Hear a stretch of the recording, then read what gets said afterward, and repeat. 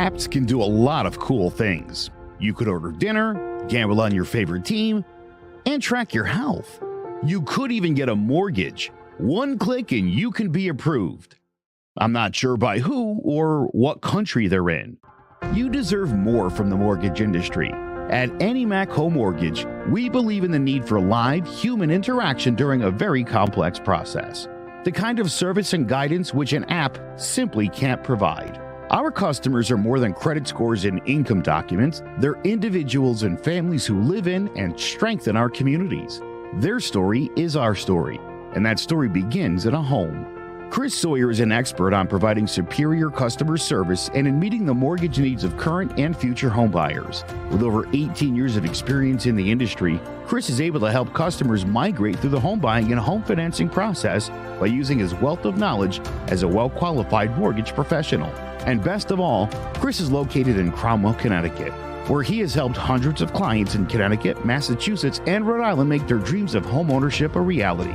Visit chrissawyer.any-mac.com. Email him at csawyer@any-mac.com or give him a call, 860-878-8730. Chris Sawyer, NMLS number 39345, corporate NMLS number 338923. AnyMac Home Mortgage is an equal housing lender. American Neighborhood Mortgage Acceptance Company, LLC. DBA AnyMac Home Mortgage. Lo-Fi Direct. Connecticut First Mortgage Correspondent. License lender. Broker number ML 338923. Massachusetts Mortgage Lender and Mortgage Broker License number MC 338923. Rhode Island License Lender. License number 201128110L. Call for additional details.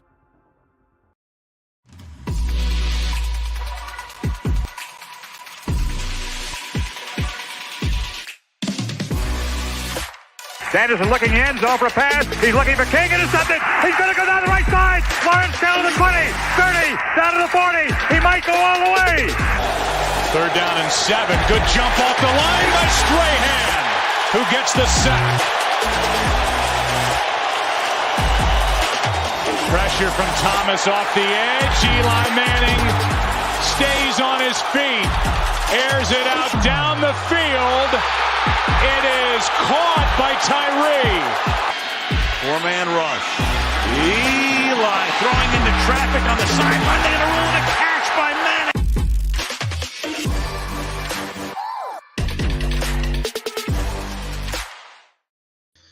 Hello, ladies and gentlemen. Welcome to John About the G-Man, the Giants Football Podcast. I'm Big Chase, joined by Joe Aguirre. And last week, we talked a little bit about the Giants. We mainly previewed the games and what to expect from the upcoming season. But today, we're talking about players, player expectation, player personnel. Joe, first question I have for you. A lot of new faces coming into the Giants. I mean, we talked a lot about Joe Shane. We talked about a lot about Brian Dable. But as far as players go, what new face for the Giants do you expect to come in and make an immediate impact? Trayvon Thibodeau is going to be a beast, and I think it's going to start on day one. Everything I've heard so far out of camp is that this guy looks like the real deal, like a superstar quality player. So I think to me, that's the biggest one. I think, to me, really, that defense will be as good as he can be. If he can be a great player, you'll have a great defense. If he's a pretty good player, you'll have a pretty good defense. And if he disappoints, I think you'll have a disappointing defense. Yeah, and I mean, there has been so much bad stuff coming out about the Giants this training camp. A lot of miscues offensively. There was a report that Daniel Jones threw such a bad pass it hit one of the fans. So that isn't good, but everything good has been coming with Kayvon Thibodeau. And I mean, even you saw it right from the draft, him going and talking to Michael Strahan, him treating it like a business and everything. He knows what he's here for. He's here. I mean, even a lot of people were cutting him slack for his last season at Oregon, but I mean, that's his mind, his business mindset. He wasn't gonna put himself in harm's way to affect his draft stock when he has an opportunity like this. So I think, I think Kayvon Thibodeau is the big name. I think we'll talk a lot about the rookies for the new additions. I think a guy like John Feliciano, I'm a big guy. Of course, I'm going to say the old lineman, but him at center, I think that'll be great. In the NFL, the center, he is that quarterback of the O-line. And he has so much experience. being drafted by the Raiders and then also playing for the Bills. Like, he's been around, and I think he will be the big with the offensive line has been lacking leadership. I know we saw a couple years ago we thought Nate Solder was going to be that guy. It really wasn't. I mean, and then the past couple years you've had the young guys being the real shining light, but like, they don't know how to lead. They don't have that experience, and that's going to build with time. Bringing in a veteran like this to really lead everything, I think, will be big. But I mean, talking about Kayvon Thibodeau, I think that's going to lead into my next question. Who is the face that on the Giants? My bad. What player do you expect to improve from last year? And I think with Kayvon Thibodeau being there and people, I think they already have him on his radar, especially with some struggling teams. And once he starts to make that impact on the field, I think more and more people will get on his radar. I think a guy that will improve from last year is Azeez Ojulari. I know he had some solid sack numbers. I mean, he led the Giants in sacks. But I think having that focus be on the other side of the line will free him up, make more of an impact, not just in the pass rush, in the run game, and be able to get some. And also, I've been preaching this since he was drafted. Go back and look at what he did at Georgia. Every year he got better. I expect the same thing in the NFL. Every year, him to keep getting better. And, I mean, we talked about it last week. The pass rush is the big thing. I mean, especially with the struggles at cornerback right now for the Giants. I mean, without Bradbury, really only having Adoree Jackson, who had a rough year last year. And now you're also putting a rookie, the third-round draft pick, Cordell Flott, at starting right now on the depth chart. So that I think that's going to be rough. So being able to get to the quarterback is going to be big for this Giants defense to succeed. But, Joe, so I think Azeez Ojulari is going to be that player who we expect to improve from last season and needs to improve from last season. But who do you expect? Well, that's a really good one. I've got two guys who were on the roster last year who I think are both going to play much, much better this season. One was out most of the year with an injury, being Blake Martinez. To me, dude, just having that guy on the field and calling the defense is going to make this defense better. Like, plain and simple. They struggled last year with the defensive play calling. You saw a lot of scrambling. We talked about it on this show a lot. So I think Blake Martinez being back in the middle of the defense makes a huge difference. And then the other guy, Saquon Barkley. Yeah. I saw yesterday he said he was going to focus on keeping out the noise, and I thought, focus on running is what you should do. You focus on running. You know, fact of the matter is and Saquon Barkley recognizes it hasn't gone well the last 3 years. He's been hurt. He's been a huge disappointment. This team's been terrible, and he's a big part of the reason why. He's either been out or ineffective. I still think this guy's unbelievably talented. I see really big things for him. I'll give you somebody who I'm concerned about, but at the same time, and it hasn't gone well in camp so far. Kenny Golladay dropped some passes. Hasn't looked great there. They gave this guy a ton of money to be a number one wide receiver for Daniel Jones. He's got to start catching passes.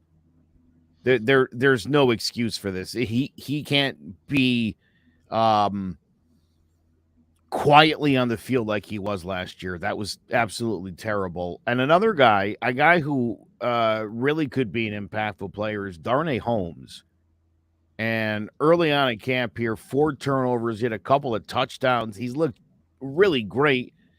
The Giants secondary definitely going to need some people to step up. The draft pick Belton has also played pretty well in camp. So that's the big issue for me, is that secondary. You know, you lose Bradbury, you lose Jabril Peppers. It didn't feel like that secondary was as good to see guys sort of stepping up gives you some hope that, you start to gel, you start to play better. And again, you mentioned Ojulari, I mentioned Thibodeau. I think those two guys on the edge, that's scary. It really is. And I do see, again, the idea that the defense and Holmes in particular causing some turnovers in camp gives you hope that with the pressure that these two beasts should be putting on, there should be some errant throws, and it should set your defense up for situations where they can get turnovers and pick sixes, and we like that.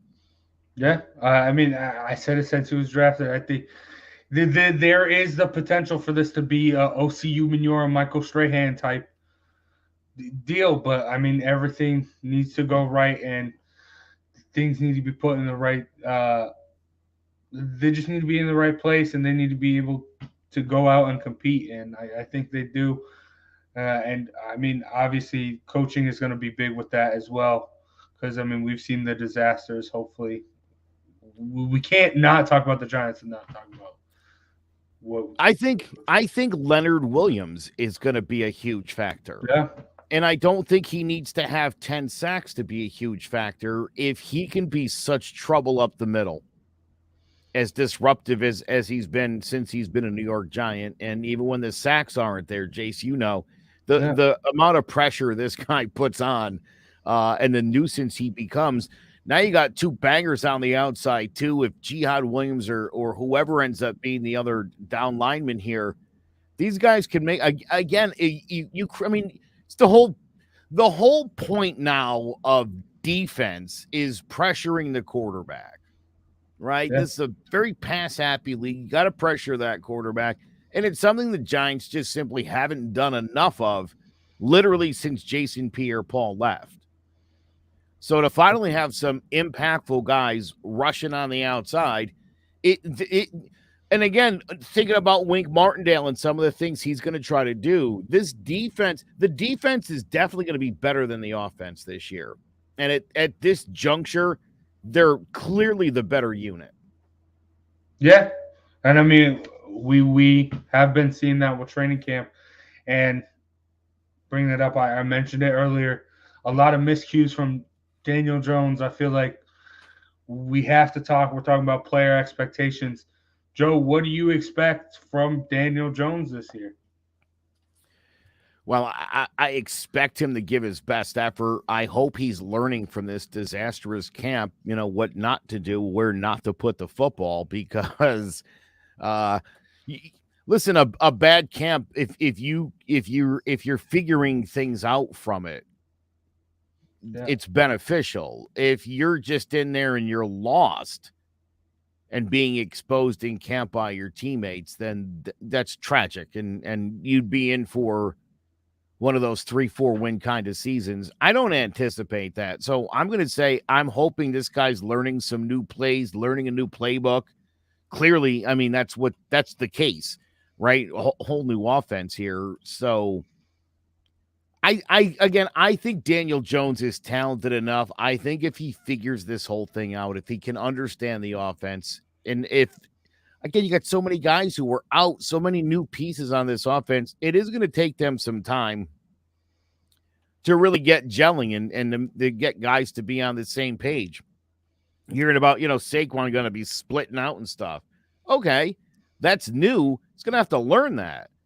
And everyone else is going to have to learn that. I mean, this offense should be a lot better. It should be, it should be. It might not be. And again, it's all going to rest on Daniel Jones. But I still believe in the same potential I saw in Saquon in his rookie year. You saw it in Daniel Jones in his rookie year. It's not like they forgot how to play. It wasn't like they got lucky. I mean, these guys are pretty talented football players. And the way things have gone the last few seasons, I mean, they're the most responsible for this in the positions that they're in. DJ being obviously the quarterback and Saquon being what this offense is all supposed to flow through.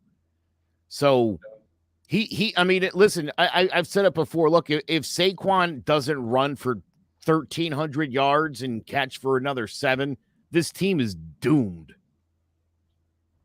Yeah. I don't listen. Again, dude, I'm Matt Beretta and Devontae Booker. Great. None of those guys is going to lead you to victories. No. They're not. Those are not full-time starting running backs in the NFL. They're nice complement pieces, and they both might have nice seasons alongside Saquon, but this team goes really, to me, as far as he goes. Yeah, or I think the only way you can probably offset it if he struggles is get Kenny Golladay, but I mean he's been struggling. I think a guy like Kadarius. I mean you can offset it with the pass game, but I don't know. I think going back to Daniel Jones, I think really like you said, we've seen the glimpses. I think it's really just the mesh between him and Brian Dable. That's going to be the big question mark for me. Is Brian Dable going to be able to reel him in, be able to make sure all the guys are in the right spots? Because I think he will. I think it will be once Daniel Jones understands it, I think this will be a very easy offense for him. He'll be able to get the ball in the right spot, be able to make some plays. But then there are going to be those instances where he's going to need to do something with his arm, go a little bit outside the box, scramble a little bit, make a play down the field. And from what the big thing with Daniel Jones, at least for me, is when those happen, he gets some good ones, but he also gets some bad ones. And when the bad ones happen, it seems like at times they can come in bunches. So he's making bad mistake after bad mistake. So that's the real key to me for Daniel Jones' success this year. Can Brian Dable reel him in and go, okay, yeah, you did this. Yeah, I know where most of the time it's when they're down. Yeah, I know you're down and we have to make some plays, but still trust the offense. Still trust that we're going to get there. Don't get too flustered. So I think it's really Daniel Jones' success is going to be about Brian Dable. And Brian Dable, he's shown that in the past with Josh Allen with Buffalo. So I expect great things. So only time will tell.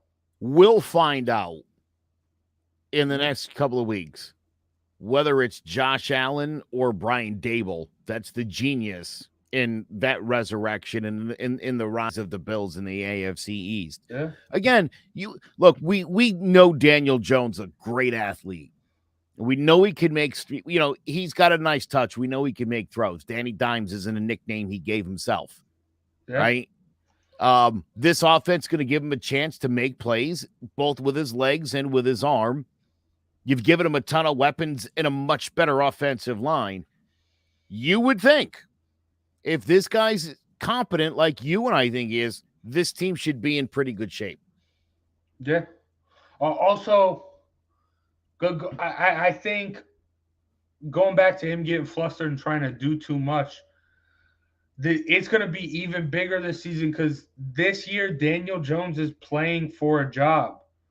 So there's going to be something in his mind saying, hey, I have to do this. I feeling like he has to do a lot more than he should. But I don't think that's the case. When is it? We talked about this all the time.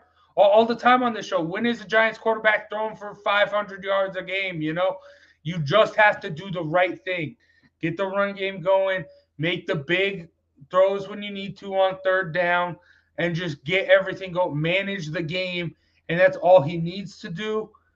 He just can't fall into that, I need to make plays happen. Because that's when the mistakes happen. I'll say this. If he doesn't throw for 30 touchdowns, he won't be back next year. Yeah. I like that. I mean, I feel like, listen, you're talking about basically a touchdown and a half a game in 17 games. If he can't get to 30 in a league where, look, again, you got all the weapons, got all these guys on offense, he's got to approximate about 30 touchdowns. Anything under 25, is a failure to me. And also probably indicates either they played terribly or he's been hurt. So I think he's realistically got to throw for around 30 touchdowns. Throw for 30 or 30 in general? Because he can get in on his feet. I'll take a combo of 30, but he's got to account for 30 touchdowns minimum. honestly. Okay. Because look, this whole thing really runs through him. If he doesn't play well, that's it. There's you know what I mean? Look, Saquon can if the Giants don't have the ability to throw the ball down the football field with any sort of consistency, if no big play threat develops, you're going to load the box, and it's going to be the same thing we've been seeing, that when Saquon's in there, he's running for 2 yards a carry. They have to be able to throw the football down the field. You got all these guys now. You got all these great slot guys. Every reason in the world for Daniel Jones to be just zinging passes out of there quickly to all these talented guys and see what you got. Wayndale Robinson has been looking mighty fine in camp as well. So there's things to be excited for here. But again, last week, like I said, easy schedule. You look at kind of some of the things. There's a lot of ifs, though. And the chances of all of the ifs coming through is not great. Yeah. The more of the ifs that come through, the better you're going to be. If all of them hit, then you have a miracle season, and it's 2007 all over again. Yeah. And I will say, as far as the ifs go, talked a little bit about health being a concern. There haven't been too many health issues this training camp, which is really good. Most of them are just lingering from last year, really. So I think that's pretty big. That's a because health has been the biggest issue the past few years. I mean, that's 3, I want to say. So staying healthy is going to be honestly the biggest key to the Giants' success. But all right, you mentioned Josh Allen. We will see what who is the key to the Bills' success. Josh Allen, the betting favorite for MVP, and we'll talk about who will win the MVP. But first, let's hear a word from one of our sponsors. There's no bigger investment than home ownership. And to make sure the house is up to your standards, you need a professional to look it over. Brian Flanagan from Shamrock Home Inspections is a licensed home inspector and a member of the Connecticut Association of Home Inspectors. Brian was a contractor for over 15 years, so he knows how homes should be constructed and how mechanicals should work. What makes me a good home inspector was the 20 years that I was a home improvement person, doing all the different repairs that I have done and what other people have done wrong that I had to go out and fix. So I have a pretty quick eye on seeing what's right and what's wrong. Before you move, call Shamrock Home Inspections. Before you make the biggest investment of your life, call Brian Flanagan from Shamrock Home Inspections at 860-268-2566 or visit shamrockhomeinspectionct.com. Big shout out to Shamrock Home Inspection for sponsoring today's episode. Now, Josh Allen is the betting favorite. Just like the Bills were the betting favorite to win the Super Bowl, Josh Allen, betting favorite to win NFL MVP at plus 700. Joe, is he your favorite to win MVP, or who do you got? I think anybody that knows me knows I've been a big Josh Allen fan the last couple of years. I saw this guy turning into a superstar, but no, I don't think he's going to be the MVP of the 2022 season. And I'm shocked that this guy didn't do a little bit better. I was looking at the odds on it. I think he's like 4th or 5th is Justin Herbert, the greatest quarterback ever to grace the NFL and the planet Earth.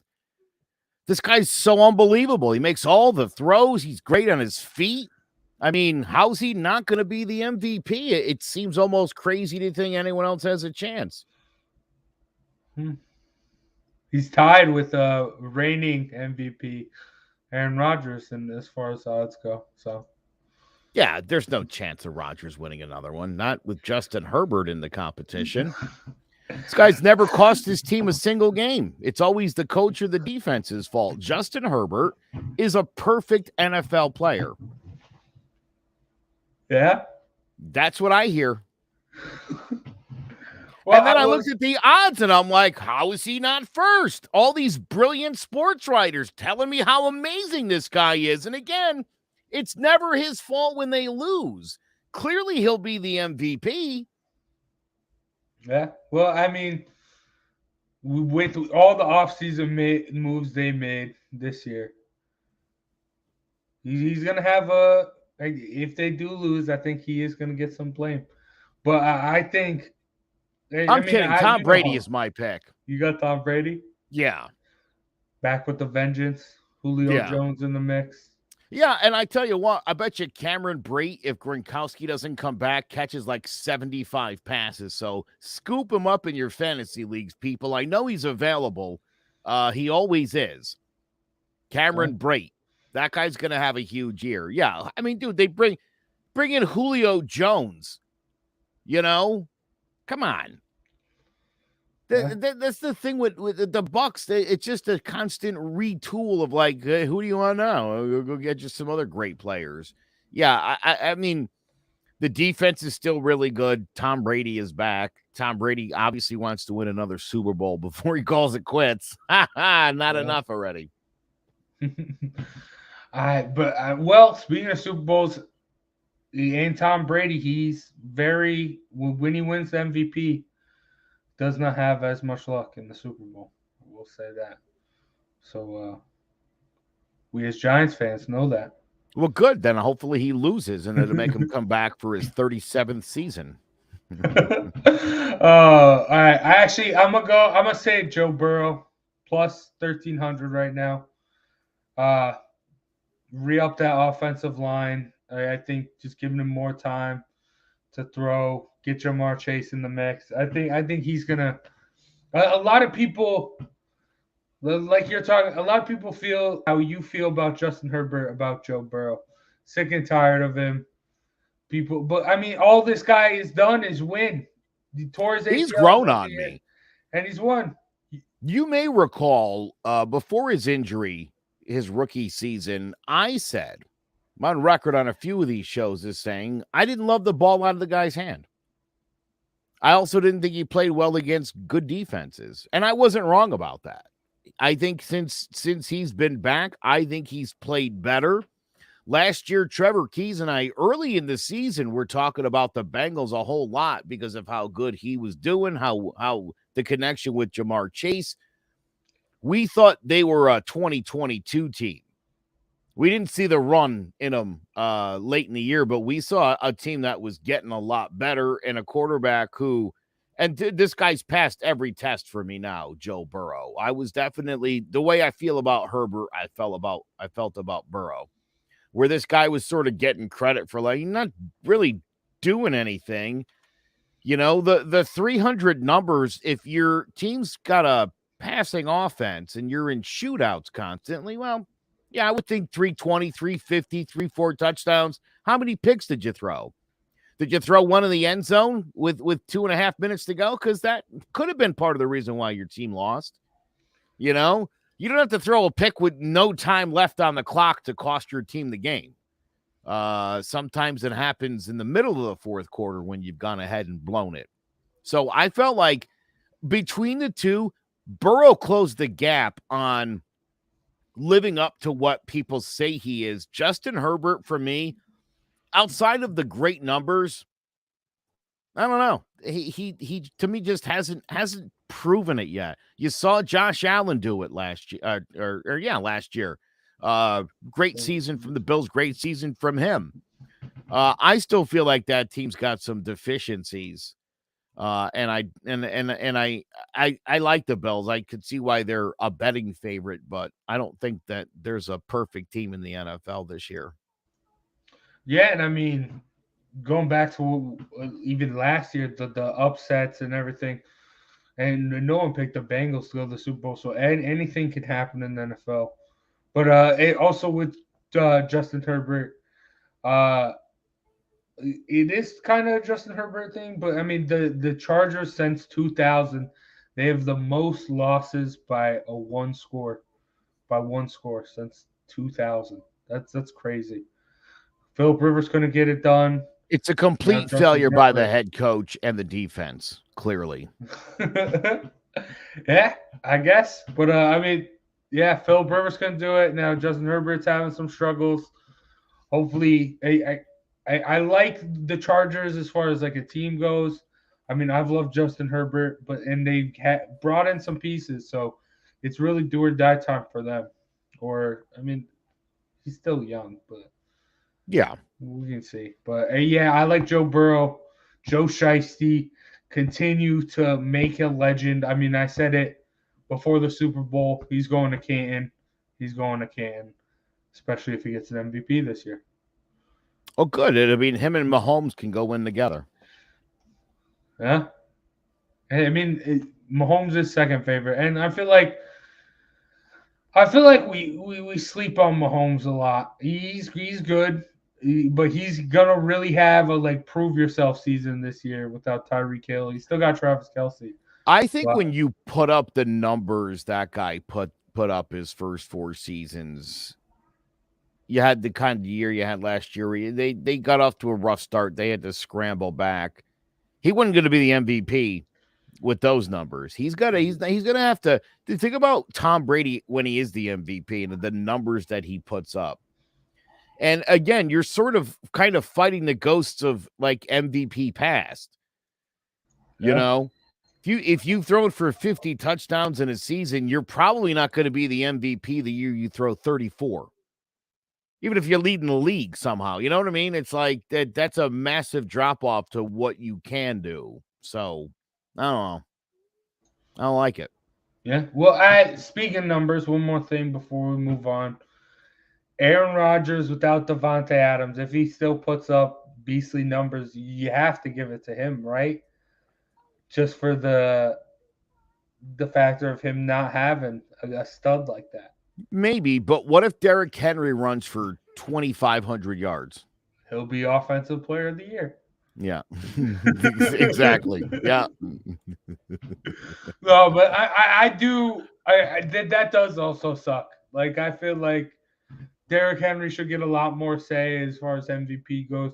Even Jonathan Taylor, off the season he had last year, it's crazy. I'm looking at the stats right now. Jonathan Taylor's plus 5,000, and his quarterback Matt Ryan is plus 4,000 to win MVP. Who's the real MVP? Who's going to be the real MVP of the Colts? The most valuable player on the Colts. Who's it going to be? It's not going to be Matt Ryan. It's going to be Jonathan Taylor. So, yeah, that sucks. Vegas knows. They know what's going on. Yeah. It's the quarterback award. Yeah, it is. But since AP in, what was that, 2008? So, yeah. All right. That's going to do it for the NFL talk. We got a fun, another goated debating who the GOAT. Last week it was Game Day Food Eats, and none of us said it, but Wings won. I got updates. I got Facebook notifications all week long. Everyone's saying wings. So I guess I think there's too many people have taken their Sundays to Buffalo Wild Wings.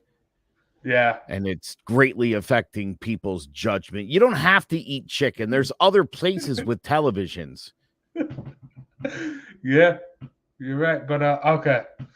We got another fun goated for you. But first, one more word from one of our sponsors. We can expect another wet summer in Connecticut, and that means more mosquitoes than ever. If you don't have your home serviced for mosquito control and you find you're spending most of your outside time swatting those little pests, or you did have your yard sprayed but you still have bites all over your body, you're in luck. Mosquito Shield of Central Connecticut provides the best value in mosquito control services because of how they treat your yard using the Mosquito Shield tailored treatment system. All mosquito control service is not the same. They don't use a fixed schedule or an identical product, one-size-fits-all service program. You can't control mosquitoes on a set number of sprays or visits.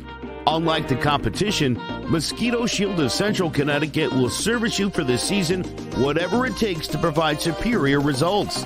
The promise has awarded them an industry-leading customer retention rating of 90%.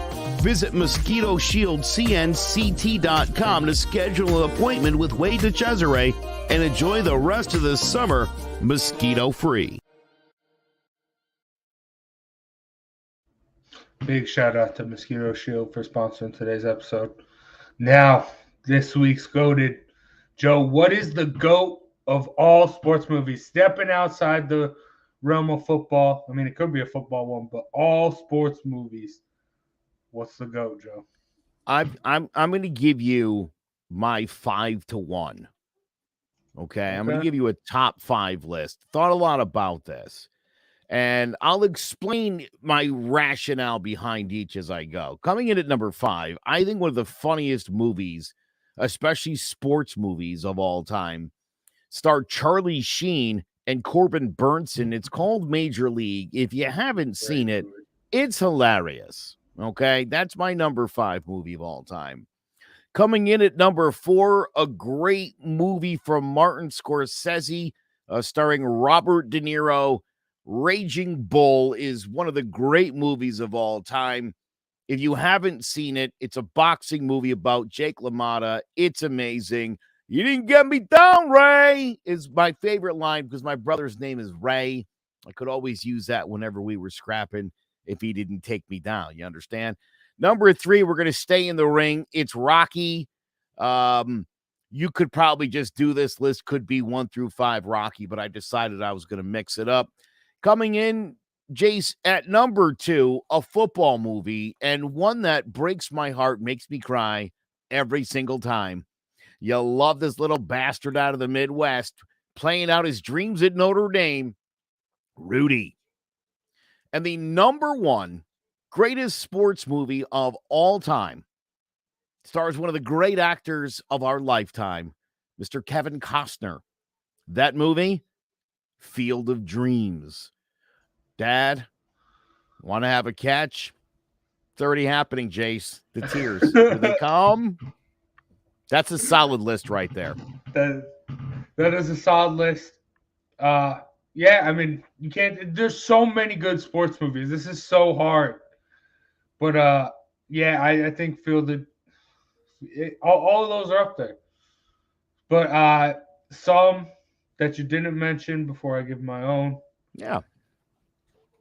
The Miracle on Ice. Talk about, I mean, historical, and then also like, yeah. Don't forget about another great movie starring the great John Candy, one of the most amazing sports movies of all times, a Disney film. You mentioned history. How about Cool Runnings, man? The Jamaican bobsled team. That is a story and a half. Yeah. Yeah. But yeah. So yeah, I got Miracle on Ice. Or The Miracle. I don't remember what it's called. But yeah, Miracle on Ice. Yeah. So that obviously historical significance, Cold War, and then the one thing a lot of people always forget, that was the semifinal. A lot of people just equate that to the final, but the U.S. had to go beat, I believe it was Sweden or Denmark afterwards. But yeah, so that, and then obviously speaking of the United States versus Russia, Rocky IV, Ivan Drago, going back after killing Creed in the ring, going avenging it. That's always fun. But then as far as best football movie goes for me, I will spoil it. My GOAT sports movie of all time is a football movie. But as far as the best football movie, though, I know it's weird, but just because this was played in my locker room before every single game, any given Sunday, that Al Pacino speech just gets me amped up every time. Like, just psychs you up, go out, and then other great football movie, Friday Night Lights. Dealing with that one's big because they don't win in the end. You're 1 yard short, and sometimes you lose. You got to deal with that. So I think that's very, very big. No, Somebody just chimed in. Brian's song. That's a great football movie. This about Brian Piccolo and Gail Sayers. I love The Replacements, the Keanu Reeves movie. yeah, that one's again. really It's hilarious. Varsity Blues is also a killer football movie. I think that's James Vanderbeek, maybe. Yeah, James Vanderbeek. Right? Yeah, that's another really good movie. Yeah. Pride of the Yankees. That's kind of an older movie. But certainly great. It's the story of Lou Gehrig. Yeah. Angels in the Outfield. I don't hate that movie. That's what's his face from Lethal Weapon? Glover. Danny Glover. Yeah. Yeah, Angels in the Outfield. Mr. Cobb. Mr. There's so many. The There's Sandlot. so many. The Sandlot, certainly a great movie. I always felt like The Sandlot was a little overrated. I played a lot of outside backyard kind of like lot kind of baseball. Yeah. No, just like Friday Night Lights, I thought failed on 3 levels. They failed on teenagers, they failed on football, and they failed on high school. They inaccurately portrayed all of those things in the movie and then carried that right over into the ridiculous television show that I wanted to watch. I Tried. never watched the show. Oh, God, it was terrible. I just stick with the movie. There was a lot of statutory rape that was celebrated in Friday Night Lights. Like, nah, I don't know. These underage kids, no good. But before I get to mine, we still haven't mentioned my number 1. But I know what it is. Okay. Tanya. I do love Margot Robbie. But no, I got to mention, because I also host Posting Up podcast. I got to mention some basketball movies. Coach Carter with Samuel L. Jackson. Great movie.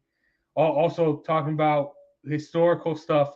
Glory Road, I think, is one of the most underrated movies of all time, especially sports movies.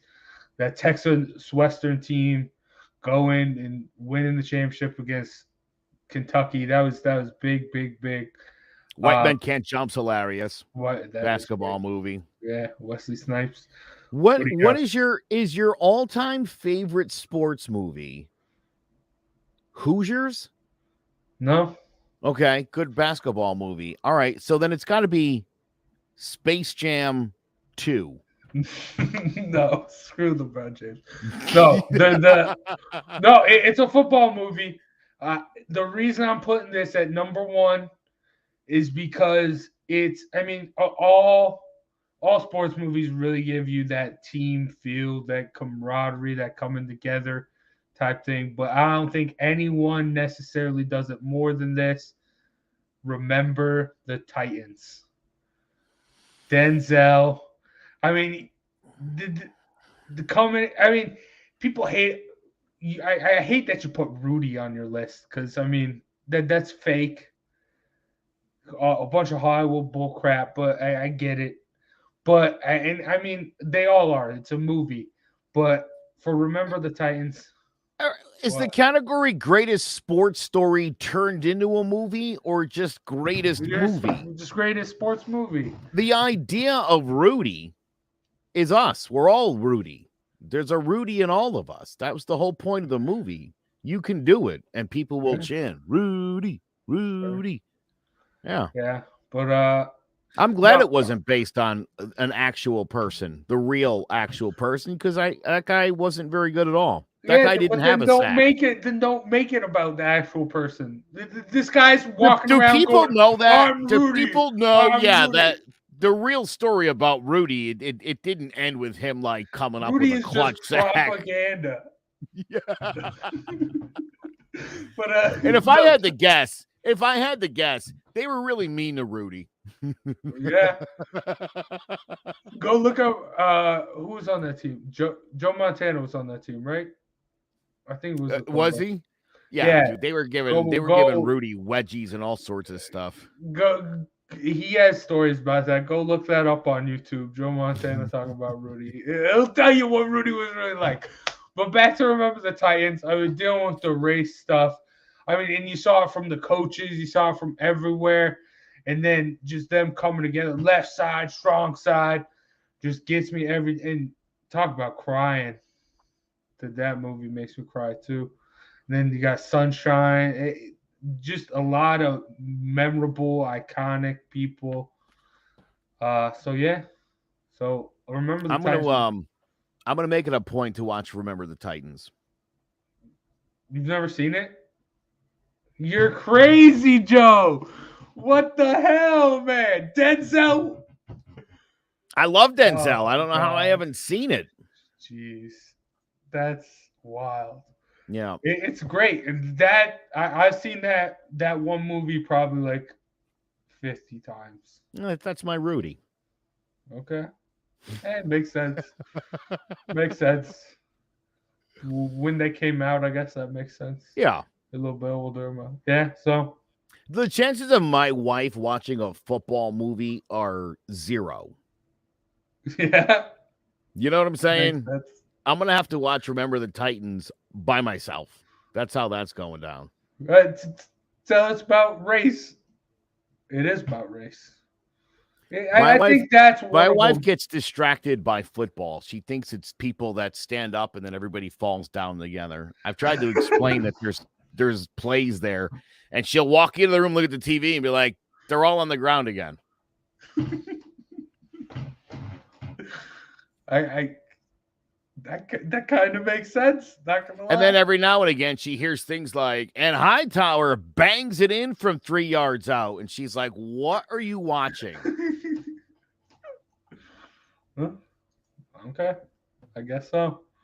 But yeah, I mean, there's so many good. We didn't mention any of the. We didn't mention Waterboy or The Longest Yard, though. Adam Sandler movies. I think that's good. But Those are I great mean, movies. yeah, and I mean, it's tough. Even movies in general is big. You talk about the greatest movie of all time. Even just a great sports movie. Yeah, there's historical, there's comedy, there's so much basketball. You can go through all the sports.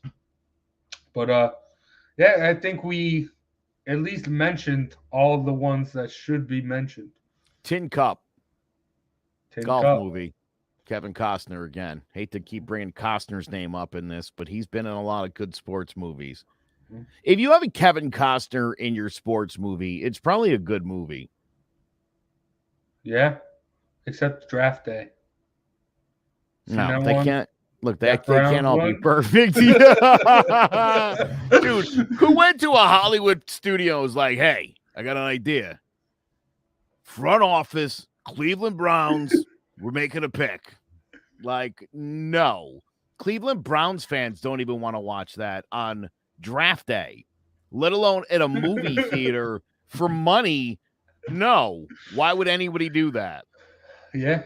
Oh, actually, one we didn't mention, Moneyball. I feel like Moneyball should be mentioned.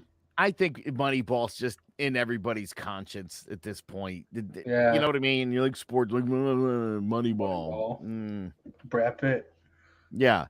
Who plays Mulder, Zito, and Hudson in that movie? Answer: nobody. They pretend that those 3 guys didn't exist and anchor the Oakland A's to the playoffs year after year.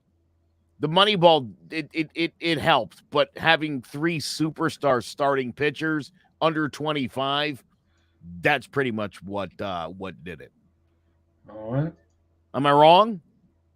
So I'm not a baseball guy, so. Well, then trust me on that one. And let's just tackle this question. Why don't the Giants take a flyer on Jimmy G? Number one, Jimmy G makes a ton of money. And the Giants don't have nearly the cap space. Now, if he gets cut by the 49ers, I think Seattle will be the first team to offer him a spot. I don't think it would be crazy for the Giants to extend an invitation. But as far as signing him at the money he makes or taking him in a trade, it's impossible for the Giants. No, yeah. That's not going to happen. And I don't think they're a Jimmy G away from being a great team. So I don't know what that would do. No, yeah. And I there definitely are a lot more teams, a lot more desperate to get him. So I think it does kind of make somewhat a sense looking at it, but it's not realistic. Tyrod Taylor is going to win a couple of games for the Giants this year. Okay. Just putting that out there. Maybe it's a couple of starts when Daniel Jones inevitably gets hurt at some point in the season. But Tyrod Taylor is a good quarterback. Or it's because the Giants are doing so well that they need to sit the starters the last. Yeah, 2 weeks. maybe it's Let's week go. 16 and 17. They're undefeated, and Tyrod's going to start the last 2. That's a better scenario to think about, but Tyrod Taylor is going to end up being a good move by the Giants. Okay. I like Tyrod, so hopefully we can see what happens. Yeah, hopefully nobody punctures his lung with a needle. That's the wildest thing. Oh, my gosh. That's how badly they wanted to get Justin Herbert in there. They're like, just kill this guy. Just stab him in his heart. Herbert can play. Well, I mean, speaking along those lines, I actually – there's a podcast Trent Williams did. I don't remember the name of the podcast. It just came up on my TikTok. And the Washington Commanders were trying to force him to play while he had cancer. That's insane. Talk about bad training staffs. The Washington football team is just bad in general. But all right, that's gonna do it for today's episode about John and about the G-Men. Next week, we're gonna preview the first preseason game. Football's gonna get going here soon. We're starting to get in the roll of things. Exciting. Yeah, against the Patriots. It's preseason, but at least people are going to be out there on the field, right? Can't wait to see Mac Jones. Yeah, of course. Mac Jones. Love that guy. Yeah, Mac Jones has been doing great in training camp, him and Devontae Parker. That's all I keep reading about. Either the giant Daniel Jones hitting fans with passes or Mac Jones and Devontae Parker lighting it up. So the tale of two coins. But all right. That's going to do it for us. Big shout out to Annie Mac Home Mortgage, Shamrock Home Inspection, and Mosquito Shield for sponsoring today's episode. And as always, John About the G-Men is brought to you by Clovercrest Media. Make sure you check out clovercrestmedia.com for a bunch of other great podcasts just like this one. Not just sports. We got some true crime. We got some political as well. And if you want to start your own, just go to www.clovercrestmedia.com. For myself, Big Jace, and Joe Aguirre, that has been John About the G-Men, and we'll see you next week for even more Giants football. Take care, guys.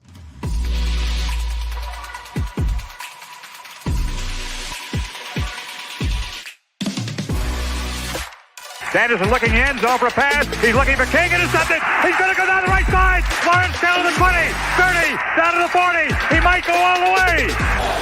3rd down and 7. Good jump off the line by Strahan, who gets the sack. Pressure from Thomas off the edge. Eli Manning stays on his feet. Airs it out down the field. It is caught by Tyree. 4-man rush. Eli throwing into traffic on the sideline. They're going to rule it a catch by Manning.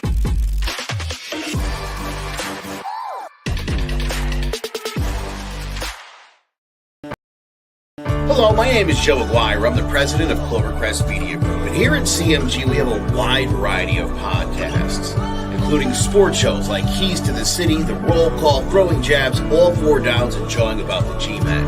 And great true crime shows like Sticky Week, Crimes and Consequences, Ivy League Murders, and Bird, the unsolved murder of David Eichmann. You can find all these podcasts and so much more by visiting clovercrestmedia.com.